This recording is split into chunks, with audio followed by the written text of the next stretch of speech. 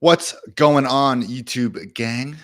We are just chilling like freaking villains on this lovely Wednesday morning. Sounds right. Producer Matt doing me a freaking solid. Tell me when we will really get this show on the road. I love him very dearly. All right.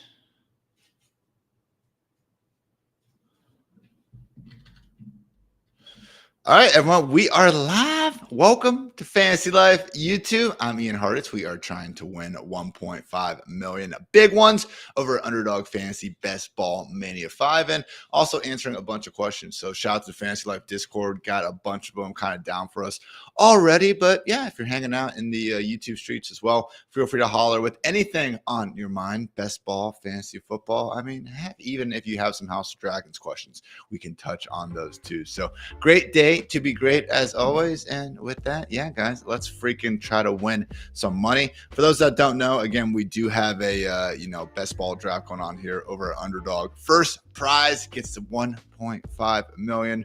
Not saying it's a guarantee I went today, but I'm feeling pretty good, guys. Got the first cup of coffee going, and yeah, so still waiting on 2 people. I am, of course, your boy, Free Duke Johnson. A little too free for my liking right now. It would be a lot cooler if, he found someone to employ him, but still feeling good. And that's right, Zach. Every day is a great day to win 1.5 mil. Let's freaking get it. But all right, picking out the 104 spot. Fun time. See if I'm hanging out with any wild people. It's always a good time when I'm in one of these and I'll get a message on Twitter from someone that follows me along and stuff, and then we get to draft against each other. So, try not to embarrass myself too much in those situations. But yeah, picking out the 104, pretty nice. I feel like I've been stuck at, either the 101, 102, or 111, 112. So, appreciate being in the middle of things for once and not having to base everything around CMC or CD Lamb. I don't know. I say it's nice right now, but then again, it's kind of nice having one of those guys ready to start things out. So, yeah, guys, again, we'll be, getting some questions throughout this, so feel free to holler in the chat. But wanted to, again, shout out to our Fantasy Life Discord. Really great community if you guys haven't joined already. But, one of the first questions we have are there any under-the-radar sophomore wide receivers that we should be paying particular attention to? And I will say, one of the big takeaways I had for both quarterbacks, really, when I was kind of breaking down, again, these big 5 incoming quarterbacks, Drake May, Caleb Williams, McCarthy, and all those dudes. And, looking at Drake May, 2023, a little bit of a drop-off. 2022, when he still had Josh Downs, though, you really did see an entire different version of that North Carolina offense. Similar sentiment with Caleb Williams and Jordan Addison in 2022 compared to 2023. So in Jordan Addison's case, not exactly, convinced Darnold and J.J. McCarthy are going to be balling out early and often, but I do like Josh Downs as arguably the, clear-cut wide receiver too in this ascending Anthony Richardson-led offense over there in Indy. So CMC, CD, Chase off the board. I am likely going to go ahead and lock in Tyreek Hill. I don't hate Bijan here, honestly. If I was in one home league redraft, I think I would lean towards Bijan. But for me, Tyreek Hill, still someone where not expecting a drop-off. I mean, my goodness, the dude just literally put forward top 2 seasons in yards per route run in PFF's history. Going back to 2006 that they even track this stuff. So it's pretty funny now when you really do pull up seasons of, I think it's 3.1 or more yards per route run. You see Julio has freaking 3 or 4 because Julio's a freaking legend. But then now Tyreek Hill is topping the list back-to-back years. So Dwayne McFarland's had a lot of really great research go live on Fantasy Life. Invite you guys to check all that out. And one piece he had go up last week was just age cliffs and really how there are red flags we can see in wide receivers getting to around Tyreek's age. Dwayne concluded we have not seen those at all with Tyreek Hill. So no, I'm not worried about his age. And the other great article was just his kind of wide receiver tiers and showing how really with any wide receiver, we want to focus in on their talent, their quarterback, if there are any injury or age flags, and then also, what's their target competition. So yes, in Miami, I think this is the one difference between Tyreek Hill and say CeeDee Lamb. yeah, Jalen Waddle exists. There is a little bit more target competition than elsewhere, but we've also seen, similar to Philly, between AJB and Devonta Smith, two great wide receivers, but Tyreek and AJB really do stand out as the ones, and we have seasons of evidence to reflect that. So happy to get Tyreek over there at the 104. George Moreno, do we have a redraft guide? Yeah, man, we got a freaking Fantasy Life magazine. Hopefully producer Matt can throw that there in the chat, but it's at, I saw it at my local Giant Eagle. Shout out Giant Eagle, Midwestern's finest grocery store chain. But yeah, man, wild to actually see, some of our work out there in the magazine form that, I know a lot of us kind of grew up and then just over the past 20 or so years have really, loved to read those. So Fantasy Life, Fantasy Magazine, gotta freaking love it. Good morning, Ape Fuzzy. Oh, we're good, man. Intros are overrated anyway. We're chilling. Yeah, we got Hill. We're freaking balling. Didn't he play in XFL this year? I don't think so, man. That'd be freaking crazy, though. Matthew, 1.5 speed. Me and Rich Rebar. I shout out Rich. Lord Reeves, one of the goats of the industry. But, he's always said it's one of his goals to get people, force them to listen to him at one-time speed. So I actually have slowed down over the years, believe it or not. But yeah, man, we certainly keep the pace going fast. I got a lot to say. You guys know how it goes. But into round two, and if you guys haven't, really been in these best ball streets this much, you're going to be shocked to see just how quickly the wide receivers do indeed go, especially on Underdog. I mean, so far, we'll see the quarterbacks and tight ends start going around, round 3, round 4. But yeah, only 4, 5 running backs, I should say, off the board. Saquon's going to be next up at one point. So really has forced me to, in the podcast in particular. And we heard you guys, great feedback, and everything. Dwayne and I yesterday, when we recorded our next 4 team previews, really did go out of our way more to reference ESPN, ADP, and a lot of these other redraft sites. Because as much as I do think Underdog is the sharpest ADP, hey, if we're all playing on ESPN, Sleeper, and these other sites, we might as well take advantage of that and, be all happy. So I have a chance here if El Pass can chill out and not take Waddle to form the Tyreek Waddle stack. So that will, okay. We can't have nice things. So that's okay. So personally, I think this wide receiver tier is long. Debo, Evans, Devonta, Neighbors, Metcalf, DJ Moore. I have all of them in the same tier, more or less. We prefer, who we prefer. But more and more, guys, I'm looking at this in round 2, and I'm like, all right, I can't find a wide receiver that I love. Let's take the running back that's probably going to get 300-plus touches. So Saquon Barkley, come on down. Really has turned into one of the more, not controversial, but just kind of bigger talking points, I think, of the fantasy offseason, because I see where the concern comes from. I published, a lot of the concern, I think, in my team preview and things of that nature. But basically, with Jalen Hurts and scrambling quarterbacks in general, I mean, when we do see the Eagles get to the 1-yard line, we know what's going to happen. I mean, we literally had Saquon on new heights with Jason and Travis Kelce, and Jason was joking about, you better score before you get to the 1-yard line, because then you're going to be helping push, Hurts' tush there into the end zone. So yes, I recognize that risk, but one cool stat I found was over the past 3 years, while the Eagles running backs are not dead last, 30th in the NFL in rush attempts from the 1-yard line, they're first in the NFL between the 2 and the 5-yard line. So again, was a situation where, if Saquon can be just a little bit better than DeAndre Swift was, which I don't think is a huge reach, I think, again, he can punch in those balls a bit more often outside the 1. So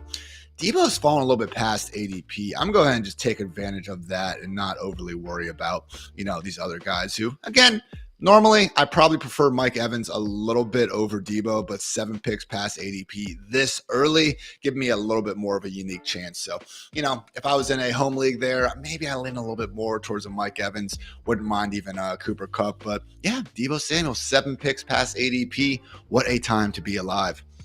What's up, Broadster? Current first most drafted, least drafted. Let me get my exposure up and we can all find out. I want to say my most drafted player is Demarcus Robinson.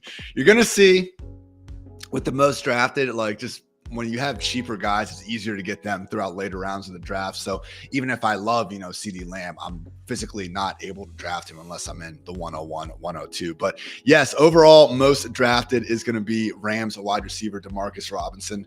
Hey guys, LA has run the most 11 personnel in 3 straight seasons.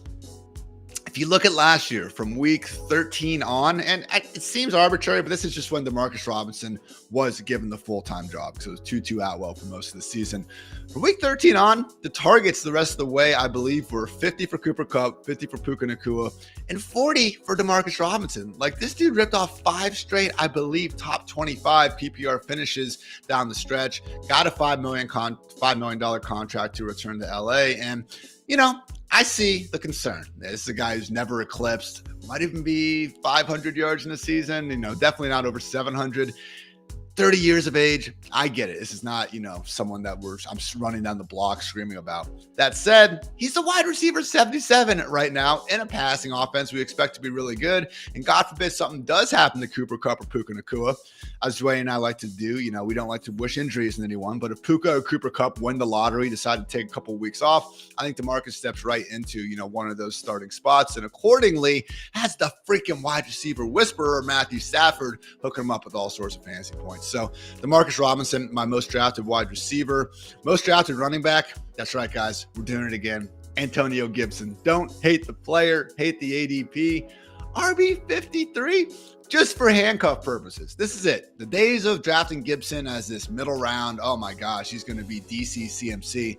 Thanks a lot for that, Kyle Allen. People don't freaking forget, man. But pure handcuff play. He's going alongside guys like Tyler Algier and the Kamani Vidals of the world. So again, so cheap, just able to get. And you look at New England in that RB depth chart.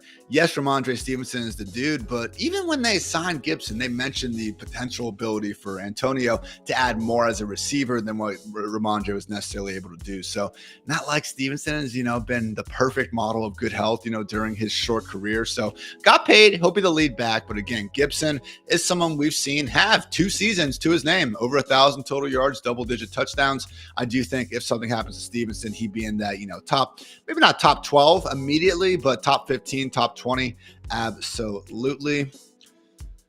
Okay, I got Miami. This is Cleveland, bring back Detroit. I am leaning towards Pacheco would be interesting. Nah, I'm good. I'm going to go Mark Andrews here. I'm going to go Mark and hope Lamar makes it back to me. It's not a guarantee. But you know what? I want some Mark Andrews. I've had the Lamar and Mark Andrews stacks. It's certainly not the most contrarian thing that people try to do around the 4-5 turn. Another easy one that you can get here. Not easy, but it's possible, is the Patrick Mahomes, Hollywood Brown, one after another. But yeah, if I got Lamar here, I really just want to have him and Mark Andrews. So for me, just kind of prioritizing Andrews first. Hey, if I have Andrews, no Lamar, I can live with that, continue to just build out the team and stuff and have an elite tight end. But for me, didn't want to go down the well where it's, Lamar and then probably going to have to be Rashad Bateman as my next best Ravens stack. So far, so good. And as we see, 4-12, 5-1, DOD was able to get the Mahomes, Hollywood Brown stack. But yeah, Lamar falls right back to your boy. 5 or 6 picks past ADP. Gotta love that. Great day to be great. So through 5 rounds, everyone, we are at Tyreek, Saquon, Debo, Mark Andrews, and Lamar Jackson. I don't want to say those are just 5 dogs out there, but those seem like 5 dogs out there to me. So final note just on the most drafted players. Most drafted quarterback, Anthony Richardson. Not going to be in this build because I already got me some Lamar Jackson. But generally, if I do get past the Mahomes and Lamar or Jalen Hurts, tier of guys, if I can get Richardson at or a little bit past ADP, man, I'm usually signing up for that. And then tight end, Noah Fant. Another really cheap guy who has burned us in the past. But the fun thing about Noah Fant this year, guys, new offense, Ryan Grubbs from Washington. I think the vertical element that he's going to bring is going to be really good for more of a seam stretcher tight end like Noah Fant. Colby Parkinson, Will Dissly, both signed elsewhere. Noah Fant got paid. So yes, the Seattle offenses over the years have heavily rotated these tight ends. But right now, guys, it does seem like a potential new era in Seattle. And if Geno keeps playing as good as low-key he's been playing these last 2 years, I think we can see Fant finally capitalize on some of that, first-round draft pedigree. My man went to Iowa after all, right? It's got to happen sooner rather than later. So Hey, Buzzy, can you hit just a little bit on a short understanding of what best ball is? Yeah, absolutely. Sometimes, again, we get caught in our bubbles and forget that not everyone's out here grinding, hundreds of these drafts, but basically best ball is a content creator's dream because you draft your team and that's it. You do not do waivers. You do not do trades. One and done, 18 rounds. And from there, your lineup is going to be optimized each and every week to be your perfect, starting lineup. They go through the season. And from there, you hopefully win a lot of money when all is said and done. So obviously, a lot of different strategy comes with this. If I'm in a normal redraft league and I have Lamar Jackson, guess what? Lamar's starting for me every week. There's really no need to draft a second quarterback. But here, I got to at a minimum account for the bye week and then also, go into the fact that, we want more than one quarterback, in these settings. But having someone like Lamar, I do think gives me the ability to only need to draft two quarterbacks in this when your first one ends up being someone more in the, Tua, Jared Goff range of things. That's when you want to maybe go three or more. So again, small differences between, redraft strategy and best ball. Covering your bases more with depth. Stacking becomes integral, both in terms of your current team, which I just had an article go on fantasylife.com today. Check it out. Just some of the, cheapest, most expensive, and then wildcard stacks I'm checking out. And then also there's even, some more advanced stuff with, trying to stack week 17 because in this specific tournament, it goes $1.5 million to first place, but that's between, I believe, 500 entries that make it into, week 17 after just going through a freaking, what's the right word? Going through a cheese grater or something, going through a lot of pain and suffering to be able to make it there in the first place. So the idea is if you're going to, put all your eggs in the week 17 basket, you should probably try to correlate your lineup to get there. But yeah, I love it. And, a lot of these I'm doing while I'm also on the treadmill and certainly makes the workouts go a bit easier. So I'm about 130, 140 drafts of these in so far. And yeah, we'll see how many we knock out before the season. Only 2 wide receivers so far. The cliff is about to come, especially here on Underdog. Already got Saquon, got my quarterback, got my tight end. So for me, it's one of these guys. I haven't hated Hopkins. Honestly, we just previewed the Panthers. I'm going to go with Deontay Johnson. Number 1 separator in the NFL, arguably, okay? ESPN Open Score does a really good job, I think, of measuring this. And at least going back to, when he entered the league in 2019, he's been ripping off top 10 marks each and every year. Hey, Dave Canales, he's helped fix Geno Smith and Baker Mayfield over these past 2 years. And I look at Bryce Young almost similarly as Kyle Pitts, which sounds ridiculous to say, but hear me out. Both these guys had a ton of things go wrong. It wasn't just one factor. Like they were bad last year, but they had, in Bryce's case, a bad offensive line, an offense that couldn't separate, and then also bad play calling. In Kyle Pitts' case, he was injured. He had tight end competition in Jonnu Smith, and he had a bad quarterback. So if all 3 of these things weren't being figured out for both guys, I'd be pretty concerned. But in both guys' case, they were. The Panthers spent, $150 million in the first couple of days of free agency to really fortify the interior offensive line. They added Deontay Johnson. They added Xavier Leggett.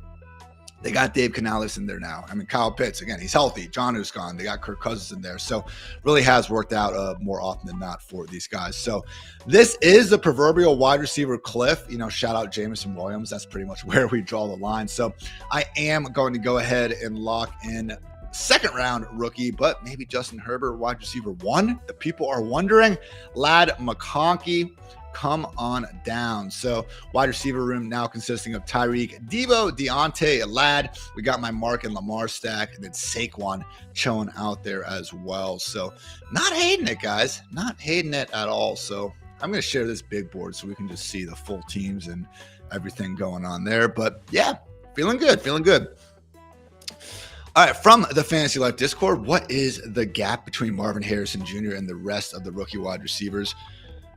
Personally, I think it's Marvin Neighbors in the same tier, and then it's everyone else. And especially even in fantasy this year, I mean, Malik Neighbors, we were talking about some of my most drafted players. Marv's one of those guys where unless you're at the, round 1, round 2 turn, he's a lot tougher to get. Neighbors, not exactly easy either, but, someone that goes more round 3, sometimes even round 2. I have drafted Neighbors more than any other wide receiver not named Demarcus Robinson or Xavier Leggett. Again, one of those guys where it's a little bit cheaper, easier to get. But yeah, I mean, and this is what always – I live in Columbus, Ohio. I love my Buckeyes, Marvin Harrison Jr., Maserati Marv, as Gus Johnson calls him. Absolute dog. I'm never going to say a bad thing about the guy, but they play so differently. Like Malik Neighbors is way more of a yak beast. Like you look at broken tackles, forced missed tackles from last season in college football. Marvin Harrison Jr. had 5. Malik Neighbors had 30, okay? So very different players. I'm not saying Marv can't create after the catch and everything, but, I believe Dane Brugler said it, like Malik Neighbors' favorite play in the playbook is that pop pass, jet sweep sort of play.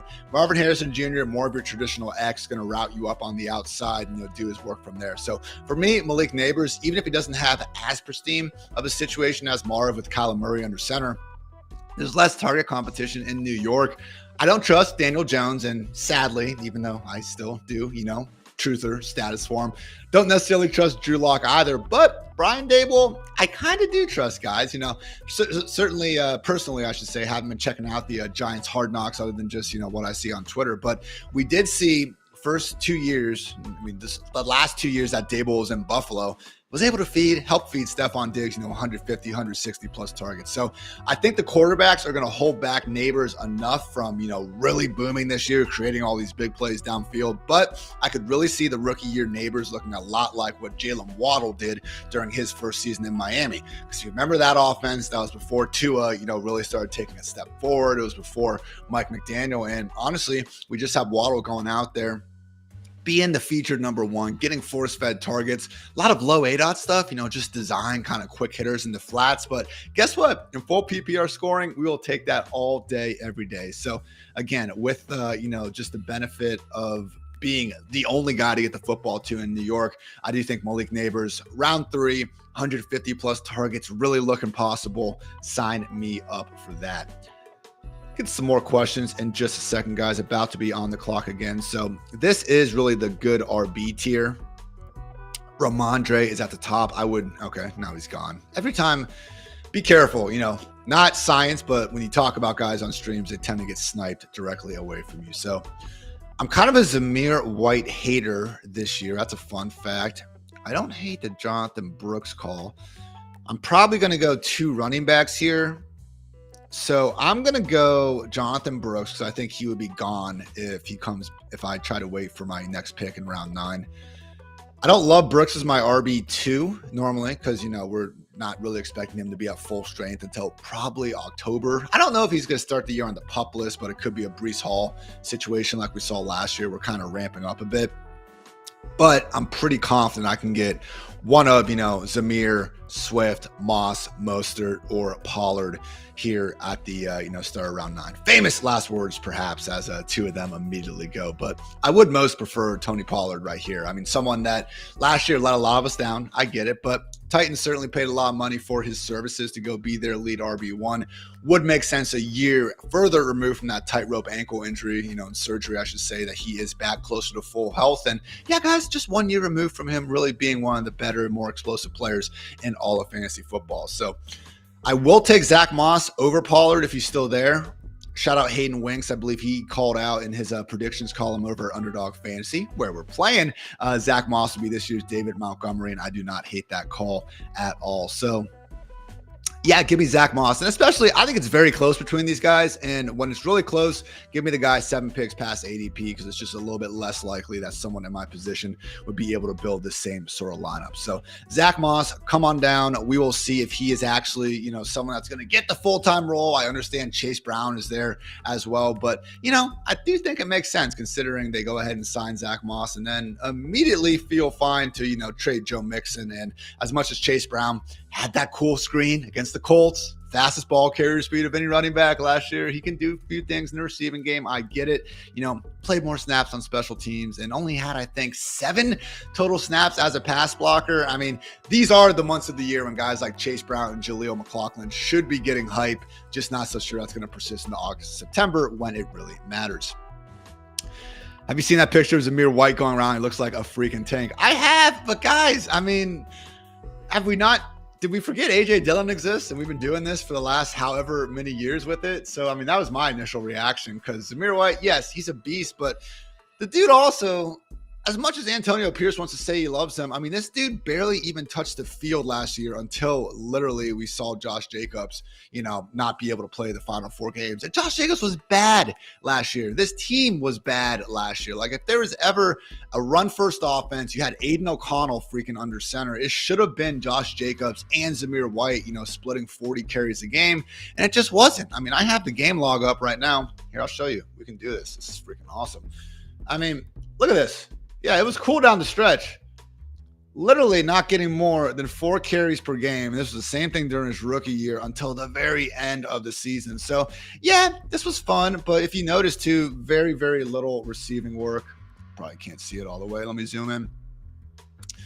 Very, very little receiving work. I don't think that's going to change. They still have Amir Abdullah there. They they drafted Dylan Labe out of New Hampshire, wherever the hell he's from. But yeah, okay, this was cool. They were able to actually play with a lead over some of these teams, which obviously helped, Zamir White get his. Not expecting too many more 63-point performances from this Gardner Minshew or Aiden O'Connell led offense. Call me crazy, but I don't know. Maybe I'm putting too much into the other day when I went through and watched all of Zamir White's carries from last season. I'm not going to lie. And I saw I just started following him, but someone else said the same thing where literally, guys, one of the most underwhelming kind of highlight reels I think you could make of any running back last year was Zamir White. He had 2 really nice runs against the Chiefs. And other than that, out of like 100 touches on the year, there was not a single other play where I was definitively like, wow, that was a sick run. Good for you. So not saying you can't score fantasy points without being overly cool. Style points don't matter in our lovely game, but yeah, pretty crazy. All right, Blake Corum's someone I've been drafting a lot. I'm looking at these wide receivers and not seeing anyone I need. Judy's someone I want, but I think I can get him later. So I'm going to go with Blake Corum, who I think is a really good handcuff this year, to Kyron Williams. Obviously don't have Kyron, another rookie RB. Why not? So, by the way, with Judy, I mentioned before, the main stacks we're worried about in Underdog is, my own team stacks. I'm getting my quarterback and my tight end in this case with Lamar and Mark Andrews. This guy, Fantasy Roadshow, Caleb Williams. If you have Rome or Keenan or DJ Moore, that's making sense. But the other thing you want to focus on is the Week 17 matchups. And our own Peter Overset has, really been almost the brainchild behind this. Brain man is, I guess, a better expression behind this idea. But yeah, man, again, it's just if you can get to the final 500 or so people in this tournament, you should probably optimize your chances. And if any of you guys have played DFS before, you'll know that a big way to correlate that is to game stack a lot of these situations. So I got sniped on Judy. Would have been a lot cooler to get him, but that's life in the big cities sometimes. So still got my guy Brandon Cooks there. Also, might just snag Tua, honestly. So I do take Brandon Cooks sometimes. I see the path to success, but then I also read my good friend Dwayne's, work that does say that Cooks hit a bit of a wall last year, is getting a bit long in the tooth at this point. So I'm going to take Tua as long as he's not. Oh, and there we go. Brandon Cooks sniped anyway. So I already have Lamar Jackson, but I think Tua, again, separate bye week, need that. Not the most thing to worry about. I'm not going to be this bye week bro who freaks out or anything like that, but I already have Tyreek Hill. I'm going to be able to get some Browns later. Loving it, loving it, loving it.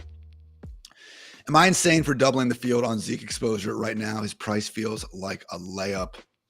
Joe, I freaking love you. Also, what's up, dog? That's a great name in the comments. But no, man, I've been drafting a good amount of Zeke too. So my thing with Zeke, I'm not double the field exposure. Where am I at with Zeke?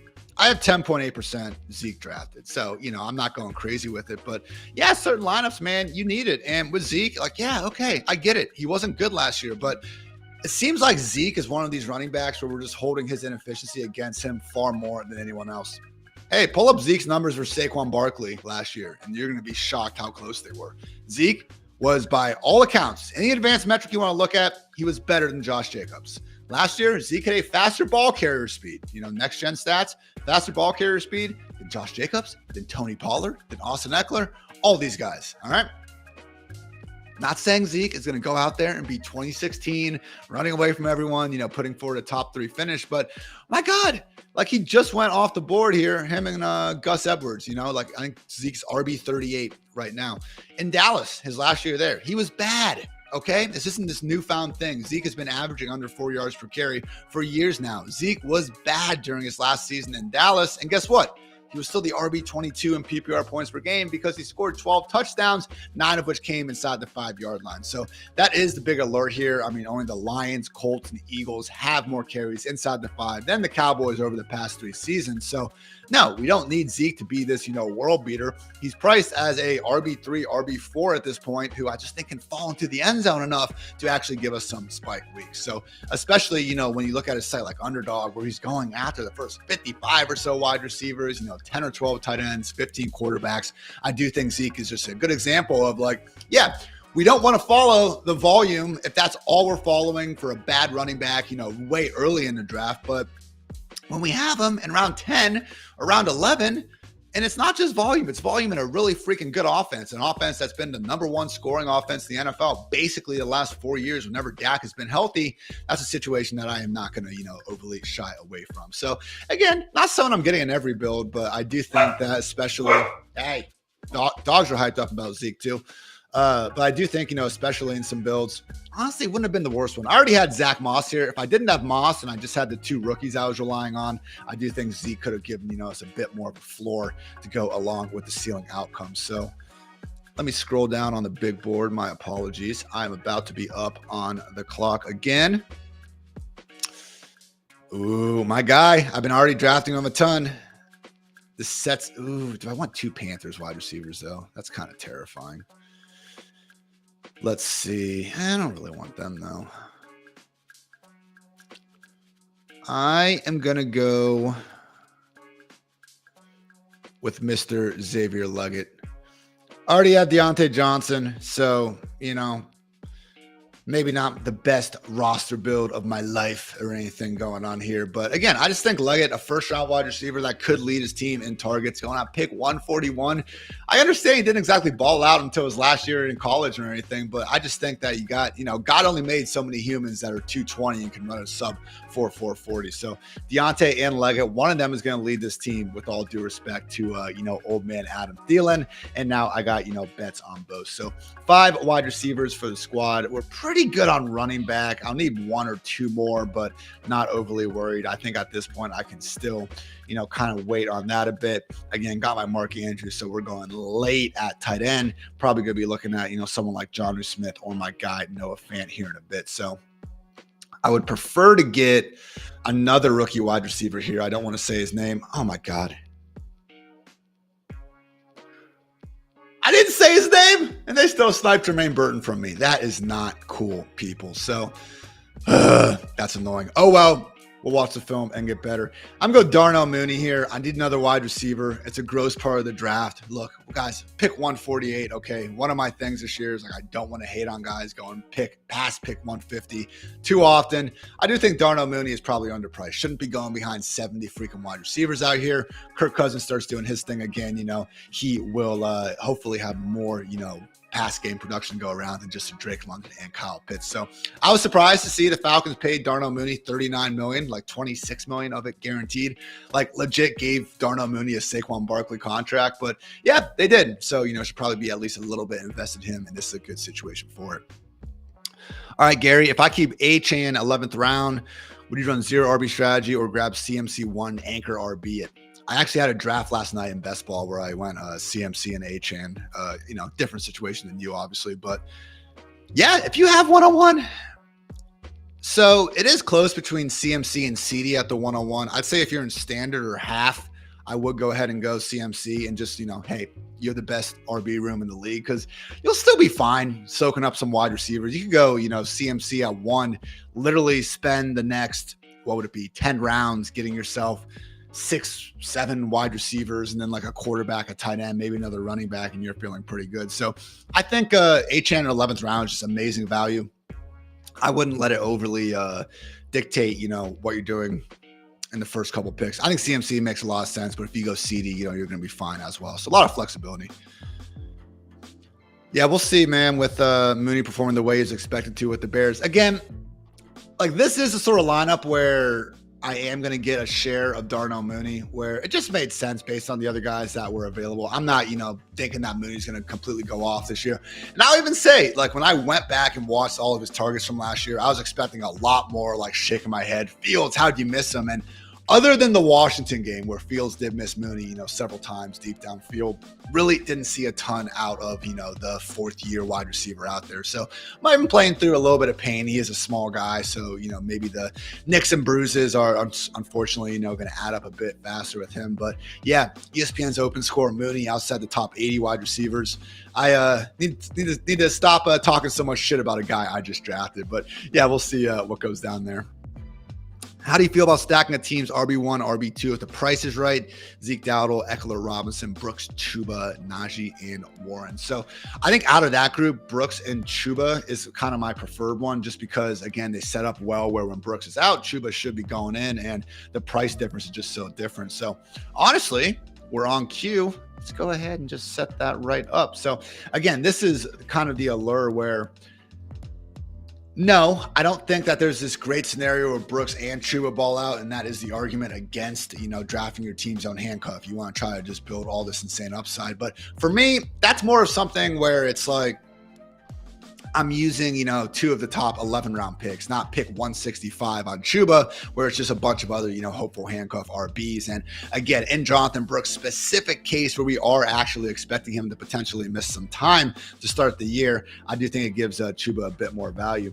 Guys, like during the last 8 weeks of last season, Chuba finished between the RB6 and RB28 each and every time around. So right here, we're going to stack a little bit more Lamar Jackson's hopeful wide receiver 2.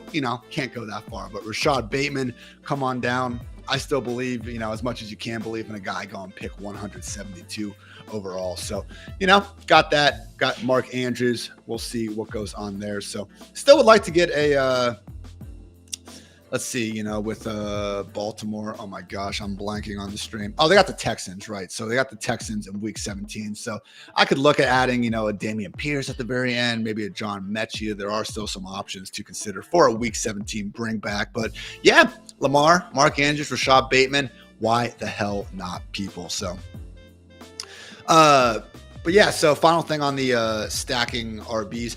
I will say, historically, last 10 years, there's been 1.9 teams that enable multiple top 24 running backs in like the same offense. So very hard to get 2 top 12. I mean, actually, someone just said it. Joey brought it up. Achane and Mostert. Achane and Mostert joined, I believe, 2017 Alvin Kamara and Mark Ingram as the only teammate RBs to both post top 12 numbers in the same season over the past decade plus. So really is a unique situation with how fantasy friendly that Miami offense is. So again, when you have more of the Thunder Lightning thing, which I think Brian Robinson and Austin Eckler fit that mold, I'm more willing to go into it. But again, the general thesis is just that we're trying to, in best ball, okay? Best ball, I'm more willing to handcuff my guy and redraft when I'm playing against 11 people. When I'm playing against 400, 500,000 different entries out there, we are trying to be absolutely perfect. And again, just setting yourself up where it's like, okay, I'm drafting, this handcuff in round 12, round 13 for my round 3, round 4 running back. It's very unlikely that both those guys are going to, ball out during the course of a single season. So yeah, freaking grooving, guys. All right. Shout out Discord. That's not very nice. Here's my new puppy, bruh. She's causing problems by my feet, but we're chilling now. Which players do you think lost the most dynasty value since the NFL draft? Good question. Let me pull up the draft listing real quick just to refresh myself. I mean, Michael Mayer is the big one. I feel so bad. I love my guy Sam Wallace. He does such great stuff in our Discord, and just an overall awesome human being. And he wrote a really good article before the draft. Hindsight's always 2020, but just talking about the step that Michael Mayer was going to make. I was with him, pre-draft, late rounds. I was happy to scoop up Mayer, and to see them bring in Bowers. I mean, just now it's like the entire rookie contract that Mayer's going to be under. It's going to be tough to expect him to really get anything going. So that one really freaking hurt. Justin Fields, I guess that was before the draft, but just seeing the overall lack of interest there. Justin Fields, guys, in these drafts, like before free agency, which, yes, I know it's sick that people were drafting them, but Fields was going as like a top 10 quarterback. Now you can get him in the literal last round. So not good to see there.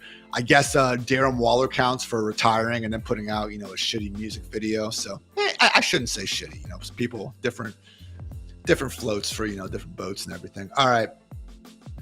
I am going to take my second tight end now, someone that I have enjoyed taking a lot, and that is going to be another stacking partner. Love when that works out. Jonnu Smith, come on down. Tua, Jonnu, and Tyreek Hill now forming the Dolphin stack for your boys. So different bye weeks for Mark and Jonnu. So yeah, just like, at quarterback, because I spent that early round pick on Mark Andrews, on Lamar Jackson, we want to build these being perfect. And guess what? If Lamar and Mark Andrews aren't good this year, this team is dead. So I'm not going to go ahead and draft 3 quarterbacks, 3 tight ends. I'm under the assumption that my highly drafted quarterback and tight end are going to carry most of the weeks. And accordingly, that gives me the lineup flexibility to load up a running back and wide receiver, where I need to load up because I didn't use those early round picks as many as other people on the positions, because again, I was getting my quarterback and tight end. Oh man, I say that, but Bryce Young staring me in the face. All right, what do I need? Nah, all right. I'm going to wait on Bryce. If he somehow falls to round 18, I'll take it, but I'm going to go ahead and take one final running back. I could go Houston bring back. I don't know if it matters that much. What am I even talking about? I don't need a Houston. I could. Sorry, guys. All right, I'm going to go Braylon Allen. I really think Braylon's set up to be the RB2 in behind Breece Hall in New York. That seemed like that was what the beat was talking about heavily, just during some of the mini camps going on. Obviously, youngest player, a good storyline going on there. But yeah, you look at LaFleur's offense in Green Bay over the years, and then now with the Jets. That's why I'm Bijan over Breece Hall. I do think that there's a better, chance in New York of seeing the RB2, Braylon Allen, have some semblance of standalone value relative to what we're going to see in Atlanta. And on a team that did not draft, Breece Hall, I do think Braylon Allen stands out as someone where literally final 2 rounds of the draft, we should be excited about that. Again, handcuff upside. If something happens to Breece Hall between now and the season, or even into the season, Braylon Allen's going to be the guy on the cover of most, waiver wire reports. Which second-year wide receiver will have the most value after the 2024 season? So I guess you're saying rising third year. Let me go ahead and get a quick look of those guys. Again, mentioned Josh Downs being someone that I am excited about this year. Him and A.D. Mitchell, I think, will be nice compliments to Michael Pittman.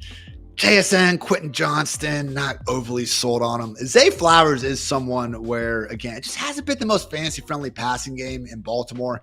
Not trying to slander Lamar Jackson. I would never do that to our, 2-time MVP. But just, again, I think Marquise Brown had a wide receiver 23 finish in 2021. And otherwise, every single Baltimore wide receiver has been outside the top 24 options. So that's life when you got Mark Andrews. But man, just how dynamic Zay is. And I really do think he's more than just this design gadget, yak, sort of player. He really can make things happen down the field as well. So excited about that. Jaden Reed, if he can pull away in Green Bay, is an interesting one. Rashee Rice, just keep your freaking head on straight, man. And all of a sudden, we'll be Patrick Mahomes as wide receiver 1 for the next good amount of time. Tank Dell obviously doing really good things in Houston. So, yeah, a lot of really talented young wide receivers in the NFL right now. Gotta love that.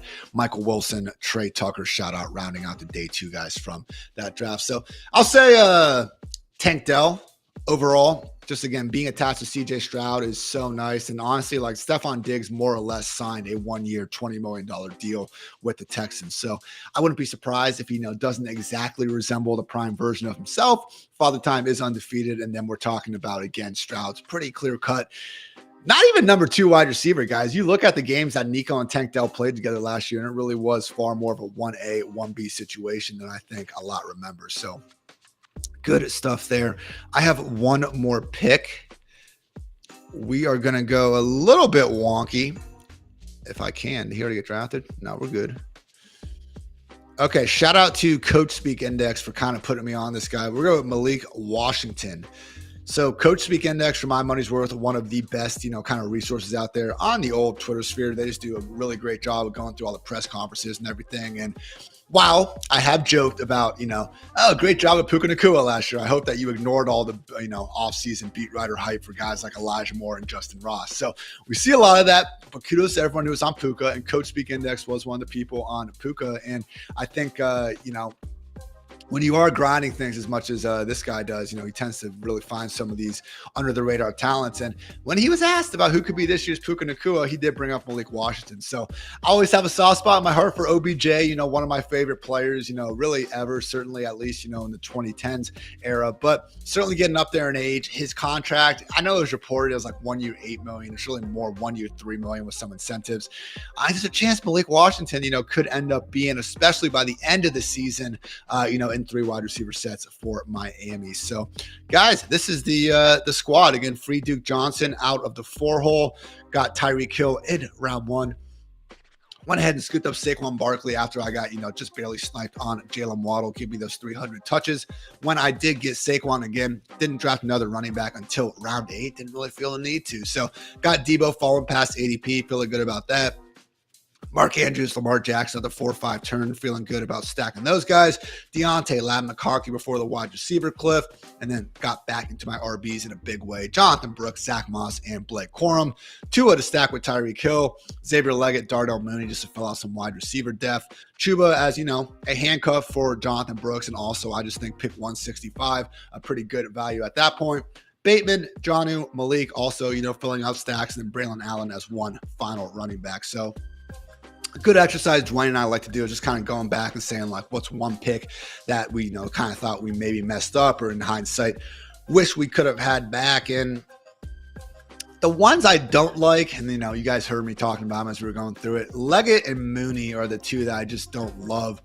I wanted Jermaine Burton, got sniped. There's only so much you can do there. But I think it's just a good lesson that, we're never going to be happy with these wide receivers, round 12 and on, more times than not. Okay, we can talk ourselves into, the bowl cases and things like that. But really, again, more. I'm okay with 4 here. You want 4 and 7. That's kind of the general rule in best ball. You really want to have 4 wide receivers by the time you get to round 7, because it gets ugly after if you don't. But, was able to get, again, 300 touch running back, most likely in Saquon, and an elite tight end and quarterback. So that's kind of the sacrifice you make. All of a sudden, your wide receiver 5 spots down the way are going to be a bit tougher to feel good about. But hey, if Tyreek, Debo, Deontay, and Ladd do their jobs, then we'll be sitting pretty anyway. So no real regrets, like the old GIF says and everything. But yeah, guys, feeling pretty good overall about it. So I want to thank everyone for hanging out. This was a fun time. We're going to be doing a lot more of these throughout the off season. Again, I invite you to come hang out in our Fantasy Life at Discord. We're always around, answering questions. The community's helping out each other.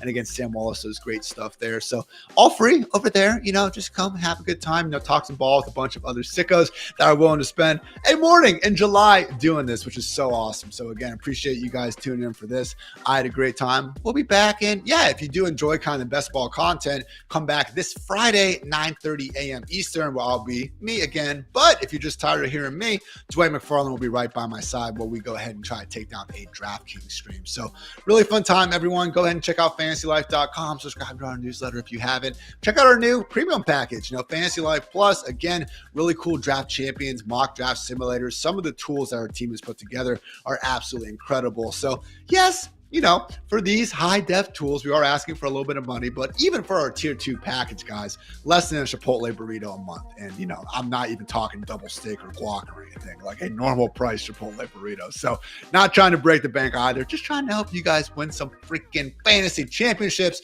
because that's what it's all about after all. So thanks again for tuning in. I'm Ian Hartitz. Until next time, take care, everybody.